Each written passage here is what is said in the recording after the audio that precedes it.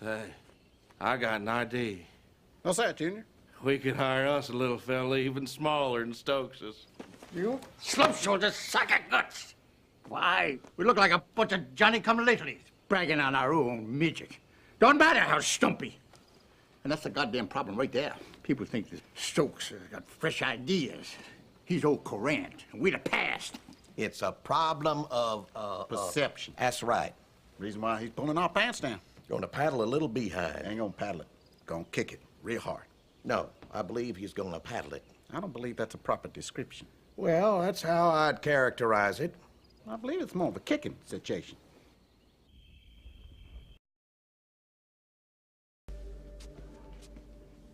They don't have one. Inspector Woodside, can you explain to the court where these sneakers came from? They were taken off the defendant when he was apprehended. And what was the result of the bloodstain analysis done on them? The result of the analysis proved to be human blood, matching the blood type and DNA characteristics of Archbishop Rushman. What's the bloody footprints surrounding the body tell you? The killer left a pattern of bloody footprints around the area of the struggle, as indicated by the spread of blood through the room. All right, yes or no, Inspector? Could there have been a third person in the Archbishop's quarters that morning? There is no evidence to suggest that. Oh, but there's no evidence to prove there wasn't. No. And after the struggle, what happened then? Well, analysis suggests that the killer was startled during the mutilation and ran from the bedroom down the stairs. Is it possible, Inspector, that the real killer, a third person, who maybe was smart enough not to tramp a whole freeway of blood through the whole place here, couldn't this third... Backpackers, maybe. What's going on here, Harry? I don't know. How big of a problem do you think we have? Well, it's too early to tell yet. But I think you should call a city council meeting. I thought this was supposed to be an extinct volcano. Not extinct, just dormant. As in sleeping. And your volcano might just be waking up. Mr. Dalton, you're talking about the evacuation of 7,400 people. You don't think that's a little extreme? All I'm talking about is that you consider alerting the town to the possibility of an evacuation. What Mr. Dalton here doesn't realize is that if Elliot Blair gets the idea that there's some kind of problem here, he's going to take his $18 million, his 800 jobs, and he's going to evacuate. Les, 2 people are dead, This and is we the don't first know time in anything 40 years about that we Blair have the Industries. opportunity to It's been a very long day. Let's try to treat each other nicely. Norman, why don't you pull out the town's emergency evacuation plans? We should at least have a look at them.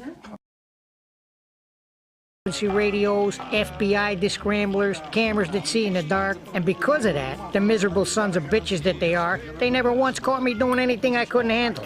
I got my job on the line, and this guy's out having the time of his life. He has every cop in the state watching him, and he's out playing golf. And at the worst possible time for me. I had my license hearing coming up, and I didn't want to leave anything to chance. 2 years ago, and there were simple gambling pinches. I mean, if I can't work in Vegas, where am I going to go? You've been very open with us. I mean, your books and the papers, and that's going to mean something when you go before the commission. Well, that's all I ask, gentlemen, is a fair hearing. Well, this kind of honesty will guarantee that fair hearing. Good. All right, well, we'll move on to... I wanted to hear something about Kansas City. What the fuck is this? Where's this fucking guy gonna land in? A fairway?